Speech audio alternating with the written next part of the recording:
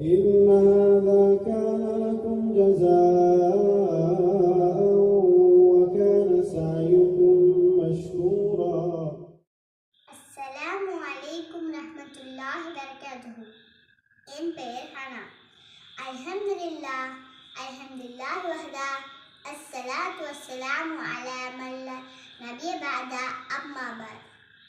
அல்லாஹ்வே அன்பாளனே உன்னை போற்றி அருமை நாயகம் ஸல்லல்லாஹு அலைஹி வஸல்லம் வாழ்த்தி என்னுரை ஆரம்பம் செய்கின்றேன்.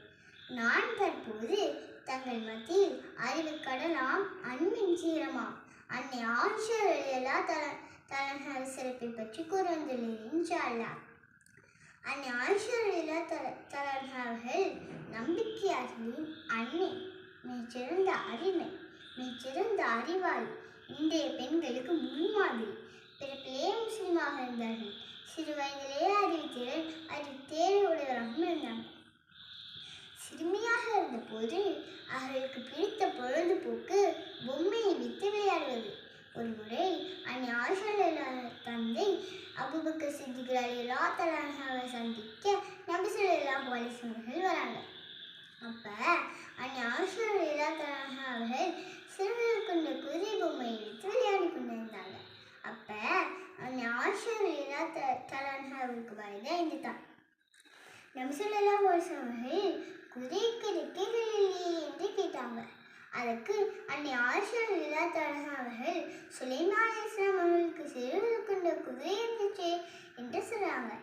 இந்த அளவுக்கு சிறு வயதிலேயே புத்திசாலியாகவும் இஸ்லாத்தை பற்றி நன்கு அறிந்தவராகவும் இருந்தாங்க.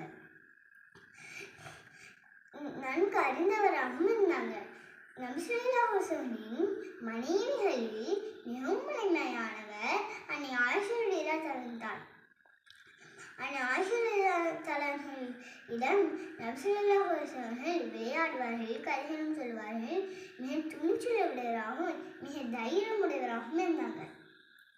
தான் எவ்வளவு வறுமையில் இருந்தாலும் தர்மம் செய்யக்கூடியவராகவும் இருந்தாங்க.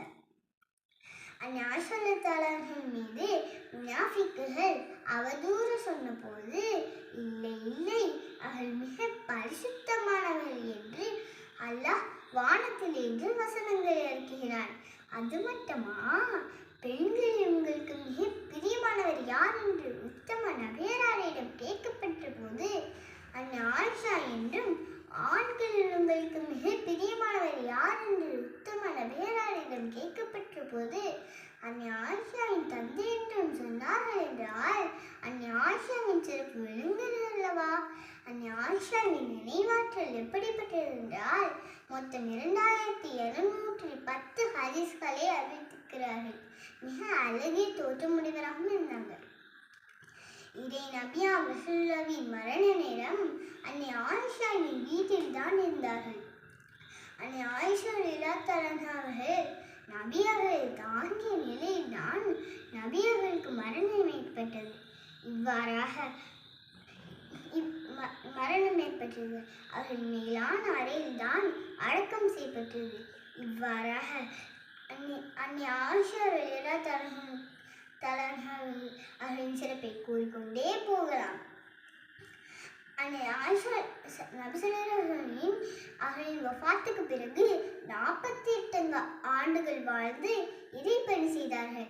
அன்னையர்களின் வாழ்வை முன்மாதிரியாக ஏற்று வாழ வல்ல ரஹ்மான் கிருபை செய்வானாக. யா அல்லாஹ், இன்மையில் இந்த புனித அன்னைகளோடு வாழும் பாக்கியம் எங்களுக்கு கிடைக்கவில்லை. மறுமையில் சுவர்த்தில் இவர்களோடு வாழும் பாக்கியம் தந்தல்வானாக என்று துவா செய்தவளாக இவ்வுரையை முடித்துக் கொள்கிறேன். வாஹித் அவானா அல்ஹம்துலில்லாஹி ரப்பில் ஆலமீன். அஸ்ஸலாமு அலைக்கும் வரஹ்மத்துல்லாஹி வபரகாத்துஹு. صدق الله العظيم.